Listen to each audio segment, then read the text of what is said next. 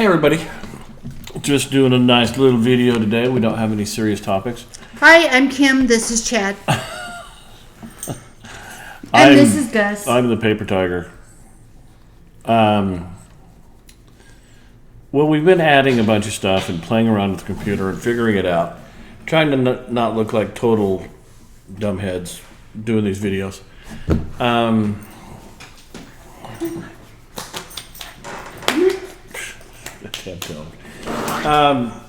But I've been putting them on Facebook so all my friends can see. I've been putting them on YouTube.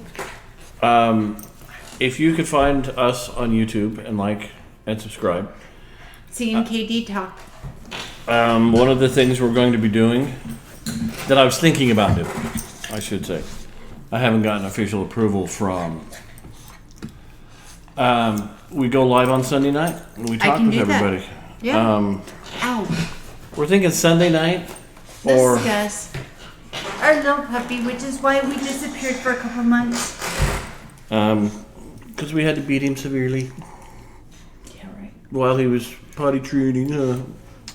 And just miniature teacup. Not waking us up in the middle of the night to go outside and play and all that.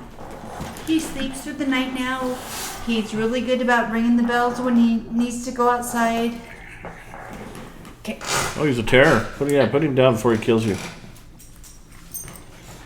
But yeah, we've got a nice little life, and I'm full of weaponized balonium. He is. And talking with people is my strong suit, so Kim had the idea that we start making videos. And I pick a topic and I research it and we go from there. And sometimes I just talk. But yeah, living here in Soggy Bottom, Texas.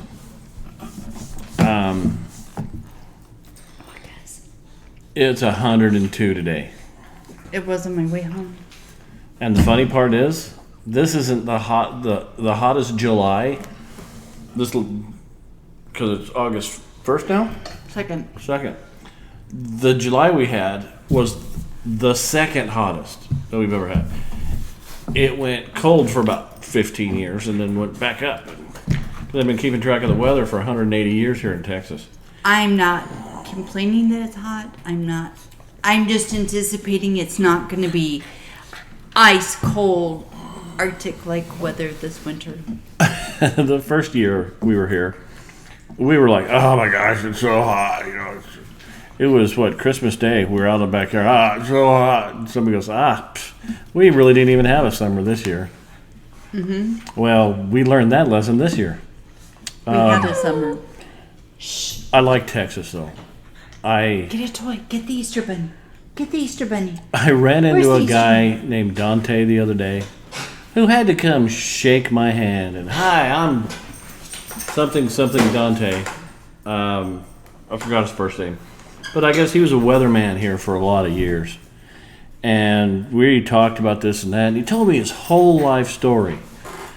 Sorry, taking care of the dog. About how he was in the Air Force. And he was a military police officer. And somebody heard him sitting outside talking in probably one of the best voices. And they went, you, come here. Did he have a voice for radio? He had a voice for radio. I mean a face for radio. Nah, he was, yeah. He's like me. Used to be good looking. Oh, yeah, then they shipped me back to the States, and I went to the Weather Bureau and, learned how to do all this stuff. And then I got stationed at this Air Force base here back in Europe where I did the weather. And then, I went back to San Antonio and was the weatherman for a lot of years. And I'm like, awesome, good story. He goes, oh, so were you in the military? And I told him my little BS stories about, being an MP. And we had a good little chat while he was waiting on his wife at the hospital. And it was just nice. Yes.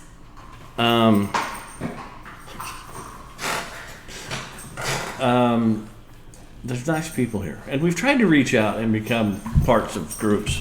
And just so If any of you are wondering what's on the couch pillow, it's what's left of a pig ear that Gus has been working on. He started at the tail, and now the only thing left is the ear. See that look? He has a whole bag of ears. Every day he wants a new ear. He's almost out of those ears. Already? Already. Oh, God, he's a monster. Those razor teeth. He could put the little holes in belts where you put and attach it. But, I'm amazed that in this area, there's, we went to the VFW, met a bunch of guys. We went to a couple of other groups and clubs, and if you want to talk about those, we can or not. Probably not. We went to the American Legion. Nothing That was weird. cool. Nothing weird. But, we don't want to, But, you just trying to get out there and see people and be... Because in Idaho, we were such shut-ins because of the winter. Now people are such shut-ins here because of all the summer. Yeah, so everybody here is like out and doing stuff from like November through March. Part of March. Yeah. Whereas in Idaho, it was October through April. About that. So summer would start in July and go to maybe middle of August. And then you would have a long, cool fall until it snowed. What they were talking about, they had 600 inches of precipitation. That's insane. Long winter, and then winter went right up until just before the 4th of July. You were lucky to get your garden planted before Memorial Day. Yeah, because of the frost. And now you flip that for Texas. Like I said, we were sitting out on a patio on Christmas Day, and it was 85 degrees. And then it started getting cold, and it gets pretty cold. And we have maybe 3 weeks of winter, but it's not all 3 weeks together. It's a couple days here, a couple days there. So it's maybe 3 weeks. And we love it. My arthritis feels better. Growing up, I kind of made jokes about the snowbirds in Idaho. And the snowbirds were the people who, they would go down south in the wintertime and then come back up for the summertime. Because the summers in Idaho are beautiful. Very calm. The evenings, those long, cool evenings. And when you're out in the countryside, and it's just dead quiet except for a few birds, and it's calming. Well, it's like that here, only it never gets cool until January. But you get to hear the cicadas outside at night. The cicadas, they're just lovely song. Like techno. Yeah, I don't do techno very well. And then suddenly, out of nowhere, there's a bug that big that goes from a black bug, peels open like an alien creature and crawls up, and it's white. Lizards, geckos, snakes. We traded those for finding a moose in your backyard. I don't know if anybody's ever lived in Idaho Falls. Look it up. Oh, Bob found a moose in his yard. Ha ha ha. I'll take the geckos. It walked down the canal in it. Climbed up and laid down in his yard because his yard was so nice. My Aunt Jenny had a mountain lion on her back patio. She opened the door, looked down, saw it, closed the door, called my dad, "Dennis, get over here. Oh my gosh." So we went from big animals, herds and herds of big animals, to gecko. So good trade up, I think. Mm-hmm. Don't have to worry about a gecko coming at you. Go. Right, because they're just little geckos. Like they run big from you. Snout tail. Maybe that big. Oh, some of the horned toads, are probably easily that big. And when you walk out, you look down, you go, "What? Is that a snake?" Well, the horned toad has the same pattern on its back. But it's definitely a horny lizard. It has like Yeah, so you got to look at it because it's in the foliage underneath a hedge or something. You go, because it has the same pattern as a rattlesnake. And there are people I know around here that are deathly afraid of the lizards. I'm like, they're cool. They can hang at my place. Oh, the other day, the kid next door was looking for lizards, and she went over there with him. She goes, "Oh, here's one."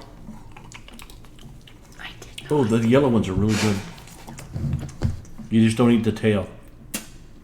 No. And the little kid was like, "Really?" the little boy next door, we're sitting there, and suddenly there's a giant plush shark that swims by the top of the fence. Dun disappears. Then there's a dragon head. Disappears. Then there's a big snake. And you're going, I wonder if he's nonverbal. But every once in a while there's a great big teacup miniature bull mastiff that comes over the top. Hey, you kids, keep it down.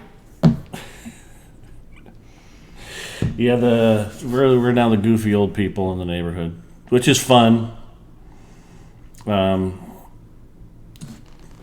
Kim sits in the front when she's cooking a brisket in the smoker.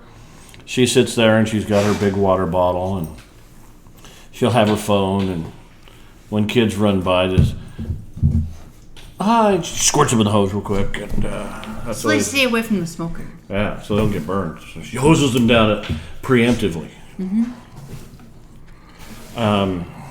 She does it. But hey, we're just talking about what's going on. Not doing anything really exciting. I guess we're too old. You see some of the other YouTubers who live. We got a lot of YouTubers who live within 100 miles of here, and you're going, wow. Do we mention their names? No. Okay. And you go, wow, they're doing all kinds of incredible things with guns and skateboards, and I need to step my game up. So we're going to be trying some things. He is. I am on mine. Like that thing where you could be sitting in front of the screen and it's happening behind you. It's just not you're in a square in a corner, Right. And it's, oh, how do they do that? I can't figure it out. We'll get that figured out one of these days. I'll find a 12-year-old in the neighborhood who knows all about, oh yeah, here, let me show you. Click, click, click. There you go. Here's $5. Thanks, Mr. Deneen. And he's gone. Boomer. I can't believe I used that word. I hate it. I'm not a boomer. I was born after the baby boom generation. Well, I was in Idaho. The little neighbor girl's riding her little bicycle, and what was her name? Eliza. Eliza. Hi, Eliza. And she goes, keeps going really. She picks up speed. Hey, you little rat. And I've got pictures of the kids in the corn because we shared a garden with her parents. He'd come home to kick his boots off and walk around barefoot in the dirt and relax. But yeah, everything's great. If everybody could like and subscribe, we can get a few more characters, because that's the one thing we haven't been saying is like and subscribe. And leave us comments. Leave us comments. We read them all. We'll respond. We will read them all and respond. What the hell does he have? Looks like... Did you leave a dryer sheet out? I don't know. I might have dropped one. Yep. Oh, God, that dog. We should have got a basset hound. Something that moved really slow. Do you want to trade? Go get him. Get him, Gus. Where's the spot? What we need is a dart gun. Just thunk. And collapses. We get the thing back. He's too fast. And she goes to go get a dart gun. But everybody, all my friends on Facebook, please go to YouTube, like and share. And we'll share with you some fun stuff that's going on. That guy Dante I was talking to was telling me about the Texas Ranger Memorial in, what's that town where we went to for the VA? Oh, Kerrville. Not Kerrville.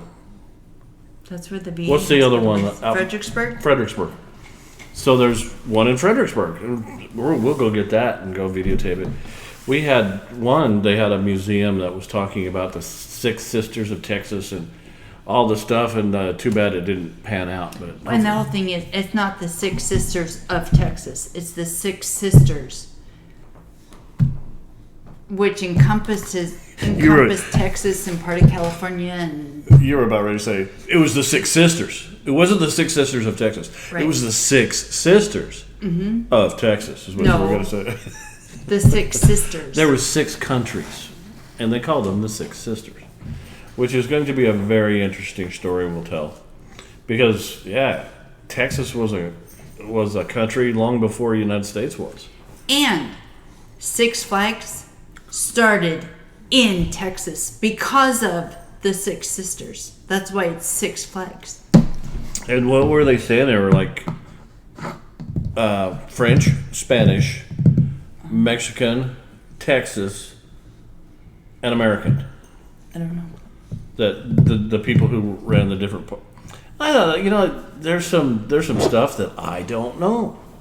So we'll research it, and I think the Six Sisters will be a very interesting video. But yeah, you guys got any ideas? Or I'm not going to go to Six Flags and get on a roller coaster and puke my guts out. I will. Okay, we're gonna film Kim. I'll be down on the ground with the camera filming Kim. I won't be puking, but I'll go on a roller coaster. Okay, there it is. It'll be like my skydiving. We've got to do a reel of the skydiving. She did the indoor skydiving thing. Did we post those? Mm-hmm. On your Facebook? I don't know if it's on Facebook or on YouTube. I just got to go. But we posted it. I think it was on Facebook. It was one of those interior ones where it's in a big tube and the guy gives them a class. iFly. Yeah, iFly? Mm-hmm.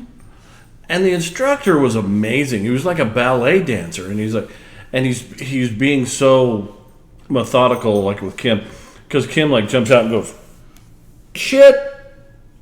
And he goes, you see him with his elbow, and moves her and spreads her out. And you go, yeah, this guy's done this 100 times a day for years. Probably more like I jumped in and I flipped upside down. Don't ask me how, but I did. I flipped upside down. The only one better was her mom. Her mom did it. And she was terrified the whole time. She was. Okay, so we're going to hold on a minute. Sherry's going to go out there. And Sherry's flying around and doing these flips and tumbles, bouncing off the ceiling, and they really just jack this thing up. Because she was training or practicing for her actual skydiving that wasn't in a controlled environment. Was it skydiving or was it sky dancing? It was skydiving. She was sky dancing, but it was skydiving. You just go, wow, that's amazing. And I would puke. I had fun. The only problem with if you throw up while you're skydiving, it doesn't go, bruh. It goes and collects under your helmet. And then when you hit the ground, it goes. That's probably why they make you wear the helmet. A good puke collector. So it doesn't hit the guy above you. It's a great, I don't know. Every soldier has used that steel pot as a puke bucket. You can't do it with the Kevlar because it's misshapen. So you can't get them wet. But hey, it's nice talk tonight. Like and subscribe, all my friends on Facebook. Send us comments. And YouTube. And YouTube. So we can do more. Bye. Tell us what you think. Bye, y'all.